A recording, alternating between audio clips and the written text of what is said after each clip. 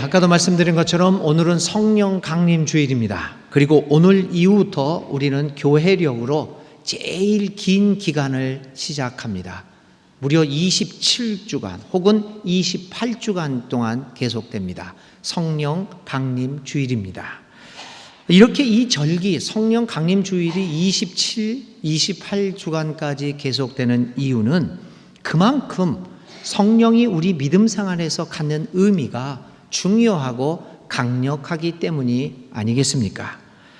성령 이 기간 동안 성령님의 인도하심을 받는 귀한 삶을 살아가는 우리 모든 교우들이 되시기를 주님의 이름으로 기원드립니다. 오늘 성령 강림 주일을 맞이해서 성령에 대해서 잠깐 간단하게 생각을 해보려고 합니다. 무엇보다도 먼저 우리가 잘못 이해하고 있는 성령에 대한 지식이 있습니다. 몇 가지로 말씀드립니다. 무엇보다도 먼저 우리는 성령을 육체와 대립되는 개념으로 이해하는 경향이 많다고 하는 것입니다. 전통적인 서구 신앙은 영과 육의 삶을 구분시켜 왔습니다. 그래서 영의 문제를 육의 문제와 완전히 분리시켜서 일반 생활과 신앙 생활의 분리를 가져왔습니다. 그래서 영적인 삶이라고 하는 것은 우리가 실제적으로 우리의 삶의 현장에서 구체적으로 부딪히며 살아가는 일상적인 삶의 문제와는 상관이 없는 것이다 라고 생각하고 하게 만들었습니다. 그래서 영적인 삶과 일반 삶이 구별이 된다라고 생각을 했습니다. 성령은 이처럼 육체와 육적인 삶과 대립되는 개념이 아님을 우리는 다시 한번 생각해 보아야 할 것입니다. 두 번째 잘못된 이해는 많은 경우 성령을 마치 우리의 노력으로 가득 채울 수 있는 그 어떤 것으로 생각해 왔다는 것입니다. 소위 성령 집회라는 것을 통하여 마치 약수를 나누어 주듯이 성령을 나누어 줄 수 있다라고 우리는 쉽게 생각해 왔습니다. 성령이 그래서 우리가 노력을 하면 우리 속에 채워지고 반면에 우리가 조금만 방심을 하면 어느덧 우리 속에서 빠져나가는 것이 성령인 양 생각해 왔다는 것입니다. 사실 여러분, 성령이 내가 원한다고 해서 막 강구한다고 해서 막 달라고 땡깡을 쓴다고 해서 가득 채워지고 그저 가만히 있으면 성령이 채워지지 않는 그러한 것이겠습니까? 그렇지 않습니다. 성령은 하나님의 뜻에 온전히 귀속되어 있는 것이지요. 세 번째는 또 잘못된 이해죠. 사람들은 성령을 받은 상태에도 어떤 차이가 있어서 더욱 신령한 사람이 있고 덜 신령한 사람이 있다라고 생각을 하고 있다는 겁니다.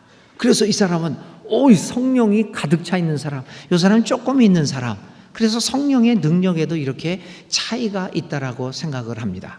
그래서 이런 생각은 어떤 생각을 낳게 되냐면 성령을 받게 하는데도 전문가가 있어서 그 전문가들의 도움을 받아야 내가 성령을 더욱 많이 받을 수 있다라고까지 생각을 합니다.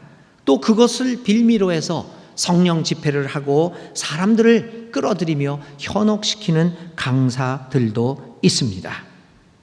그래서 오늘 성령을 많이 주는 강사가 오늘 집회로 온대. 우리 거기 가자. 그러면 거기에서 성령을 우리가 받을 수 있을 거야 라는 생각들을 너무나도 쉽게 하고 있습니다.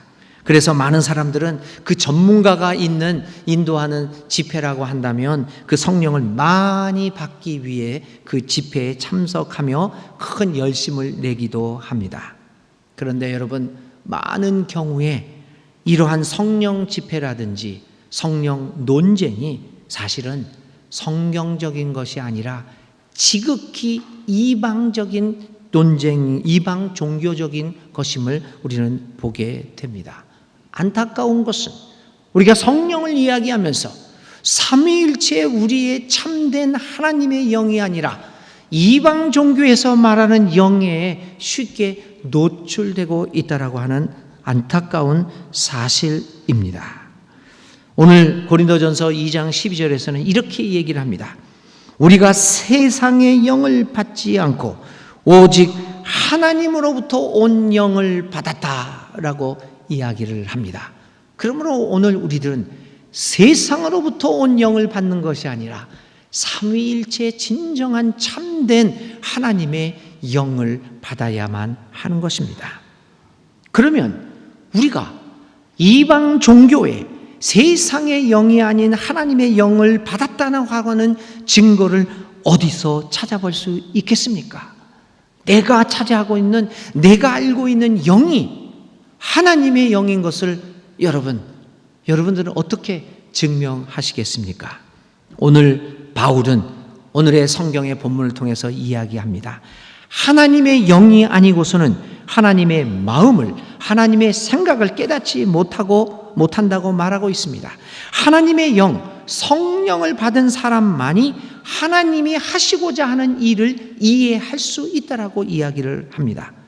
거꾸로 얘기하면 우리가 이방 종교의 영이 아니라 삼위일체 하나님의 영을 받았다라고 하는 증거는 우리의 마음이 하나님의 마음을 이해하고 우리의 하는 일이 하나님의 일을 대변하고 있다고 한다면 오늘 우리가 받은 영은 하나님의 영입니다. 외적으로 큰 능력을 발휘하는 것이 문제가 아닙니다. 하나님의 영을 받았으면 우리는 우리의 삶의 모습을 통하여 하나님의 일을 이해할 수 있고 하나님의 나라의 일을 보여줄 수 있어야 합니다. 만일 그렇게 한다면 우리는 세상의 영이 아니라 하나님의 영을 받은 것입니다. 그렇다면 이 같은 하나님의 일을 보여주는 성령의 모습은 어떠한 것일까요? 저는 몇 가지로 간단하게 요약하여 여러분들에게 말씀을 드립니다. 무엇보다도 하나님의 영은 우리로 하여금 공동체의 영성을 갖게 만듭니다. 하나님의 영은 개인 이기주의적인 생각을 넘어서는 공동체적입니다. 사실 오늘 우리의 삶을 생각해 보면 우리는 모두 무언가를 소유하기 위하여 살아가는 것 같습니다. 재산을 소유합니다. 명예, 권력, 권위, 지식까지도 수집합니다. 교회는 교인을 수집합니다. 건물을 수집합니다. 교육관, 기도원, 수양관을 수집합니다. 심지어는 성령의 능력과 은사도 수집하려고 합니다. 우리는 모두 어떠한 것에 수집광이 되어서 살아가고 있는지도 모릅니다. 게다가 이렇게 수집된 건 그것이 돈이든 권력이든 학식이든 간에 이렇게 수집된 것은 모두 나의 것입니다. 나만을 위한 것입니다. 그것은 다른 사람과 나눌 수 없는 오직 나만을 위한 것입니다. 바로 이러한 소유지향적 개인주의, 바로 그것 때문에 오늘 저와 여러분, 우리 가정과 우리 공동체와 우리 사회가 갈갈이 찢어지고 있는 것 아니겠습니까?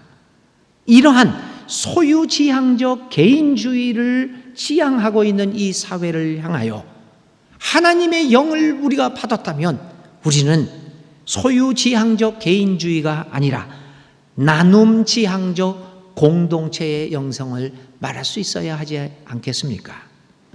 이웃의 문제를 생각하지 않는 영성은 그것이 겉으로 아무리 도덕적으로 그리고 윤리적으로 훌륭하게 보인다고 할지라도, 그리고 가시적인 성공을 거둔다고 할지라도 그것은 진정한 의미에서 하나님의 영이 아닙니다. 교우 여러분, 하나님의 영이 아니고서는 이처럼 개인적이고 이기적인 삶을 벗어날 수 없습니다.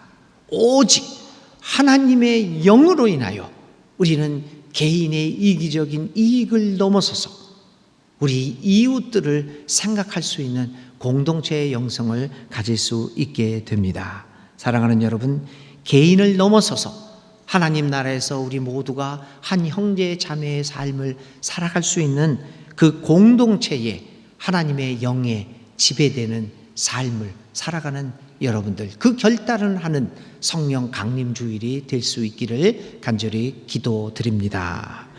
두 번째, 하나님의 영의 특징은 벽을 허무는 영성입니다. 기독교의 영성은 벽을 허무는 영성입니다.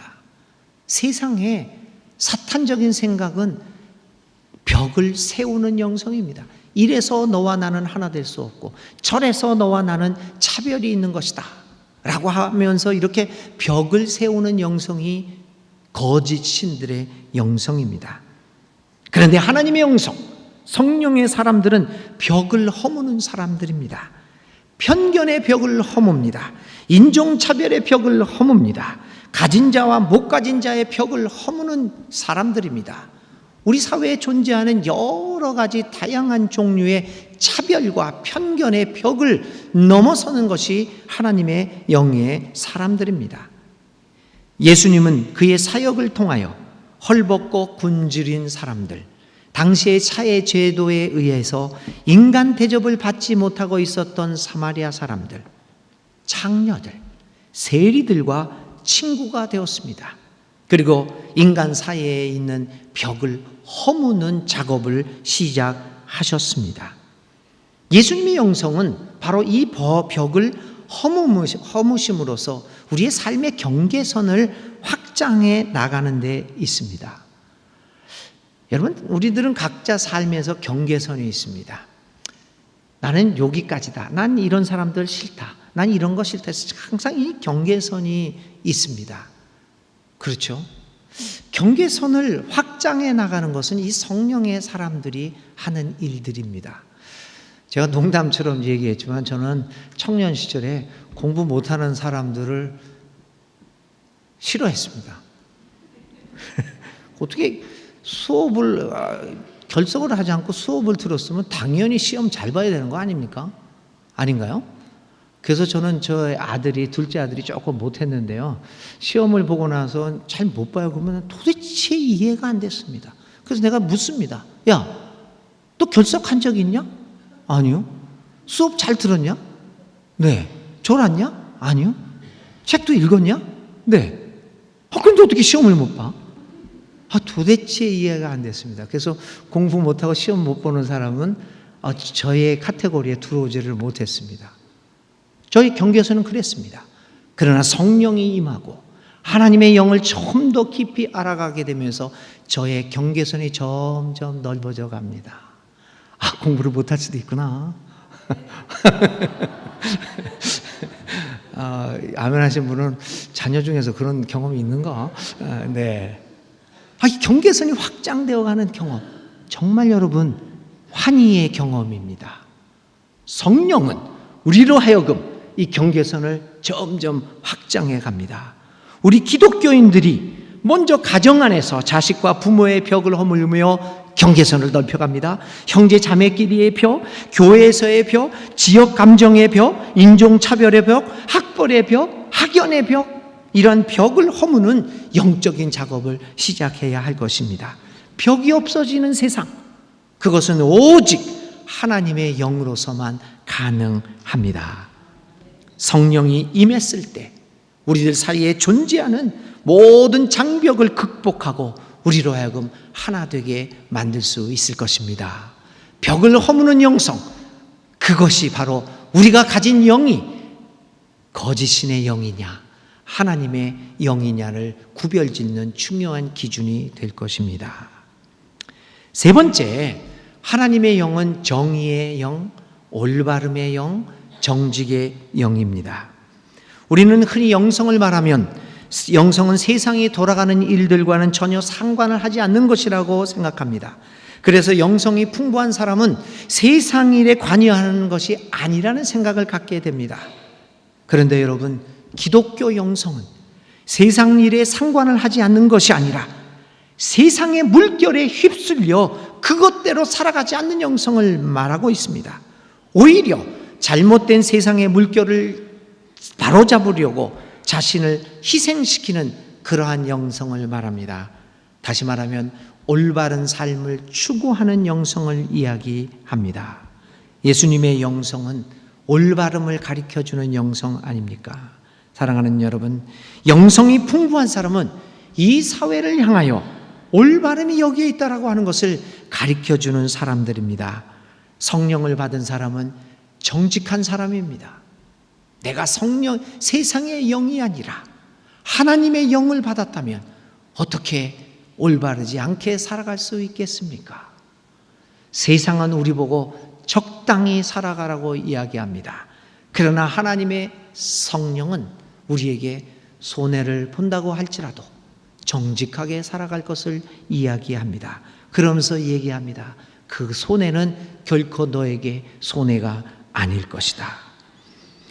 성령을 받은 사람은 정직한 사람입니다. 이 사회의 불의를 지적하는 사람들입니다. 오늘 우리는 하나님의 영이 아니고서는 하나님의 일인 정의로운 삶을 살아갈 수 없을 것입니다. 하나님의 영을 가지고 정직한 사회를 만들어가는 우리 모든 믿는 이들이 될 수 있기를 간절히 기도드립니다. 마지막으로 하나님이 주시는 영성은요, 신비의 영성입니다. 그것을 다른 말로 이야기하면 수도적 영성이라고 말씀드릴 수 있을 것입니다. 신비와 수도적 영성은 우리로 하여금 하나님과의 깊은 만남을 그리워하고 그에게로 가까이 나가가는 생활을 만들어 줍니다. 경건한 하나님과의 대화인 기도를 통하여 우리는 신비와 수도적인 영성을 맛볼 수 있을 것입니다. 날마다 하나님의 말씀을 묵상하고 공부함으로써, 그리고 그 말씀을 삶에 적용시키는 노력 속에서 우리는 하나님과의 깊은 만남을 체험할 수 있을 것입니다. 믿는 이들의 삶 속에서, 아니 모든 인간의 삶 속에서 신비와 이 수도적 영성은 참으로 중요합니다. 사실 오늘 우리들의 삶이 얼마나 바쁩니까? 정말 여러 가지 일로 우리의 삶은 이렇게 뒤덮여 있습니다. 우리 삶에서 부족한 것은 뭡니까? 모든 것으로 채워져 있는 삶 속에서 신비와 수도적인 그 시간이 점점 사라져가고 있다라고 하는 것입니다. 이 시간 여러분들 한번 여러분들의 삶을 생각해 보십시오. 고요하게 침묵 속에서, 아니 깊은 고독 속에서 하나님과의 만남을 경험할 수 있는 시간들은 여러분들이 얼마나 있습니까? 늘 주위에, 저도 그렇죠. 집에 가면 TV부터 틉니다. 아무것도 안 하면서도 TV에서 주렁주렁 소리가 나와야지 마음이 있습니다. 깨어나자마자 제 얘기만 저만 그러는 건지도 모릅니다. 이거 목사가 이러면 참 창피한 건데, 깨자마자 스마트폰을 들여다봅니다. 교회 가자는 소리에는 끄떡 안 하지만 카톡 소리에는 벌떡 일어납니다. 이런 것에 뒤섞여 있으면서 과연 우리는 얼마나 고독한 시간을 갖고 있을까? 신비한 체험, 고독한 시간이 없는 인생, 그리고 신비의 시간을 갖지 못하는 인생은 쉽게 지칩니다. 조그만 일에도 타격을 받고 조그만 어려움에도 금방 자포자기하고 지치게 됩니다. 그런데 여러분, 신비와 수도적인 영성의 시간은 지친 우리의 삶에 활기를 주고 그 의미를 회복시켜 줍니다. 우리에게 이러한 신비와 수도적 영성이 결여되어 있으면 우리의 믿음 생활은 짜증과 지루함, 피곤함을 가져다 줄지도 모릅니다. 그러므로 우리의 믿음 생활에 이러한 신비와 수도적 영성의 회복은 참으로 중요한 것입니다. 여러분, 우리 모두는 성령의 사람이 되어야 합니다. 하나님의 영의 사람이 되어야 합니다. 하나님의 영이 아니고서는 하나님의 일을 이해할 수 없고, 하나님의 영이 아니고서는 하나님의 일을 할 수 없습니다. 하나님의 영이 아니고서는 하나님과 신비스러운 교제를 가질 수 없습니다. 사랑하는 교우 여러분, 이제 말씀의 결론을 맺습니다. 오늘 우리는 하나님의 영의 사람으로 살아가고 있습니까? 나만이 아닌 우리를 생각하는 공동체의 영성, 우리의 사이를 갈라놓는 모든 벽을 허무는 영성, 그리고 옳지 않음을 거부하고 정의와 정직을 추구하는 영성, 그리고 하나님과의 깊은 관계를 형성해 나가는 신비와 수도적 영성을 가지고 살아가고 있습니까?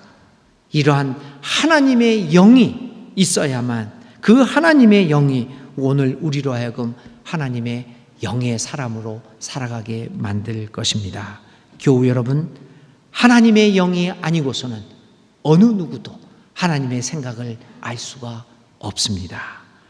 교우 여러분 모두 성령의 사람으로 살아가시기를 주님의 이름으로 축원드립니다.